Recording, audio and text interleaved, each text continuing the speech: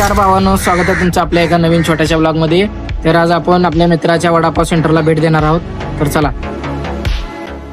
हे आहे आपल्या मित्राचं गुरुदत्त वडापाव सेंटर नांदगाव. तर आपण विचारूया तुमचं काय काय धंदा, काय विषय. तर गुरु, कसं चाललं तुझं बिझनेस? व्यवस्थित चालू आहे. एक नंबर धंदा वगैरे एक नंबर चालू आहे. गिऱ्हाईक वगैरे व्यवस्थित आहे. तर किती वर्षापूर्वी या धंद्यामध्ये उतरला तू? 4 वर्ष झाले हे धंद्यावर. हा, तर गुरु तुमच्या दुकानात काय काय बनवता तुम्ही? वडापाव, भजी, पॅटी, समोसा, एवढा आयटम बनवता का? हा, बरं. तुमचं दिवसाचं इन्कम किती आहे? 1,500 ते 2,000 रुपये इन्कम आहे दिवसाचं आमचं. हा, ठीक आहे. 1,500 ते 2,000 आहे. महिन्याचं किती आहे? 15,000 ते 20,000 इन्कम होते. कधी जास्त होते, कधी कम होते. ठीक आहे.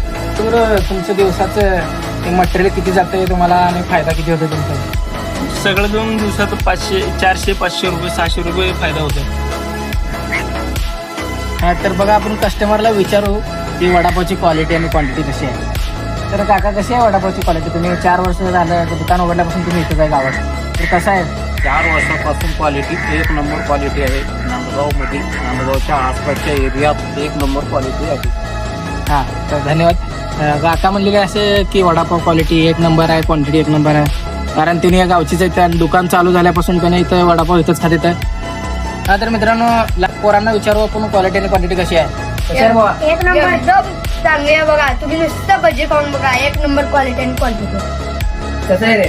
एक नंबर क्वालिटी, एक नंबर क्वालिटी क्वांटिटी. हा, तर अवश्य एकदा गुरुदत्त वडापाव सेंटर नांदगावला भेट द्या. तुम्ही वडापाव खायला एक नंबर क्वालिटी आहे, एक नंबर क्वांटिटी आहे. कशाची काळजी करू नका तुम्ही. एकदम शुद्ध सगळं आपले माल भेटते.